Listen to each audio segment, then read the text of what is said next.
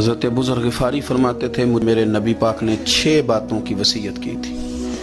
اپنے بچوں کو بھی بتاتے تھے، دوستوں کو بھی. 6 باتوں کی حضور نے وصیت کی تھی. سب سے پہلے حضور نے فرمایا تھا ابو ذر مسکینوں سے محبت کرتے رہنا. دوسرا نبی پاک صلی اللہ علیہ وسلم نے فرمایا تھا جب بھی دیکھنا نیچے والوں کو دیکھنا، اوپر والوں کو نہ دیکھنا. مالداروں جاگیرداروں پہ توجہ نہ کرنا، ذہن خراب ہوگا. نیچے دیکھنا، غریبوں کی طرف توجہ رکھنا. تیسرے نمبر پر نبی پاک صلی اللہ علیہ وسلم نے فرمایا تھا ہر حال میں حق بات کہنا اگرچہ وہ کڑوی ہو. چوتھے نمبر پہ میرے محبوب نے فرمایا تھا اللہ کے معاملے میں کسی کی پرواہ نہ کرنا.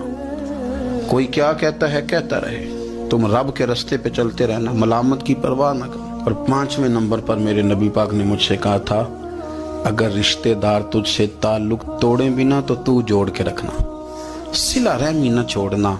اور 6 نمبر پر حضور نے فرمایا تھا اللہ کے عرش کے خزانوں میں سے خزانہ ہے لا حول ولا قوت الا باللہ العلی العظیم. حضور نے فرمایا اسے پڑھتے رہنا، اسے کبھی نہ چھوڑنا. اے اللہ ان نیک اور پاک لوگوں کا صدقہ ہمارے دلوں کو تقویٰ عطا فرما.